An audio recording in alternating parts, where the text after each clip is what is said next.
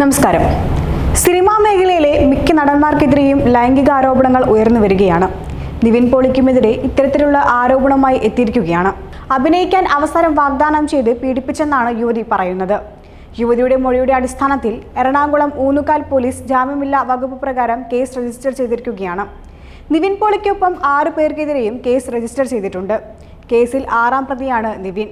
ഊന്നുകാൽ സ്വദേശിയാണ് പരാതിക്കാരി. കഴിഞ്ഞ ദിവസം പോലീസ് യുവതിയുടെ മൊഴി രേഖപ്പെടുത്തിയിരുന്നു. വിഷയത്തിൽ പോലീസ് പ്രാഥമിക അന്വേഷണം നടത്തുകയും ഇതിന് പിന്നാലെയാണ് പോലീസ് ജാമ്യമില്ലാ വകുപ്പ് പ്രകാരം കേസ് രജിസ്റ്റർ ചെയ്തത്. എന്നാൽ ആരോപണം ഉയർന്ന സമയം നിവിൻ പോളി മാധ്യമങ്ങളെ കണ്ടിരുന്നു. ഈ ആരോപണങ്ങളെല്ലാം തള്ളിയിരിക്കുകയാണ് താരം. അസാധ്യമായ കാര്യമാണ് പ്രചരിക്കുന്നതെന്നും ഇക്കാര്യം തെളിയിക്കാൻ ഏതറ്റം വരെയും പോകുമെന്നും താരം പ്രതികരിച്ചു. പീഡന പരാതി നിയമപരമായി നേരിടുമെന്നും നടൻ ഫേസ്ബുക്കിലൂടെ അറിയിച്ചു. കെട്ടിച്ചമച്ച ആരോപണമാണ് എന്നാണ് നടൻ വ്യക്തമാക്കുന്നത്. ഇതിനെ നിയമപരമായ വഴിയിലൂടെ തന്നെ നേരിടുമെന്നും നടൻ വ്യക്തമാക്കി. തന്റെ കുടുംബം ഒപ്പമുണ്ടെന്നും നടൻ പ്രതികരിച്ചു. നേരത്തെയും തനിക്കെതിരെ ഇത്തരത്തിലൊരു കേസ് വന്നിരുന്നു. എന്നാൽ വ്യാജമാണെന്ന് തെളിഞ്ഞതോടെ അത് അവസാനിക്കുകയും ചെയ്തിരുന്നു എന്നാണ് നിവിൻ പ്രതികരിച്ചത്. യുവതിയുടെ മൊഴിയുടെ അടിസ്ഥാനത്തിൽ നിർമ്മാതാവ് AK സുനിലിനെതിരെയും കേസ് രജിസ്റ്റർ ചെയ്തിട്ടുണ്ട്. ശ്രേയയാണ് 1ാം പ്രതി. AK സുനിലാണ് 2ാം പ്രതി. കുട്ടൻ, ബഷീർ തുടങ്ങിയ പേരുകളും പരാതിയിൽ പറയുന്നുണ്ട്. കഴിഞ്ഞ വർഷം നവംബർ 1 മുതൽ ഡിസംബർ 15 വരെയുള്ള കാലയളവിലാണ് സംഭവം നടന്നതെന്നാണ് യുവതിയുടെ പരാതിയിൽ പറയുന്നത്. സിനിമയിൽ അവസരം വാഗ്ദാനം ചെയ്യുകയും യൂറോപ്പിൽ ജോലി വാഗ്ദാനം ചെയ്യുകയും ചെയ്തു. അതിനുശേഷം ദുബായിൽ കൊണ്ടുപോയി ജ്യൂസിൽ മയക്കുമരുന്ന് ചേർത്ത് നൽകി പീഡിപ്പിക്കുകയായിരുന്നുവെന്നാണ് പരാതിയിൽ പറയുന്നത്.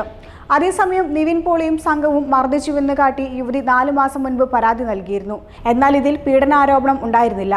ഈ കേസിൽ പ്രാഥമിക അന്വേഷണത്തിൽ പൊരുത്തക്കേടുകൾ കണ്ടെത്തിയെന്നും ആശുപത്രി രേഖകൾ ഹാജരാക്കാൻ കഴിഞ്ഞില്ലെന്നും പോലീസ് അറിയിച്ചു.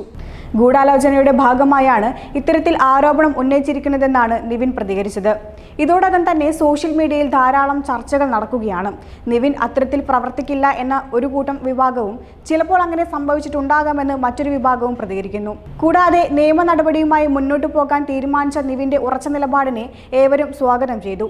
നിയമ നടപടിയിലൂടെ ഈ ആരോപണം തെറ്റാണെന്ന് തെളിഞ്ഞാൽ ആരോപണം ഉന്നയിച്ച യുവതിക്ക് കടുത്ത ശിക്ഷ നൽകണമെന്നും ആക്ഷേപം ഉയരുന്നുണ്ട്.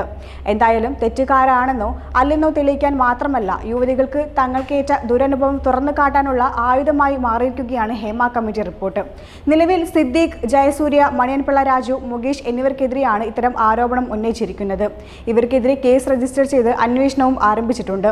ഇതിനു പിന്നാലെയാണ് നിവിൻ പോളിക്കുമെതിരെ ഇത്തരമൊരു ആരോപണം ഉയർന്നു വന്നത്. ഇതിനു പിന്നിലുള്ളതും മറ്റു നിയമപരമായ നടപടികളും വഴിയെ അറിയാവുന്നതാണ്.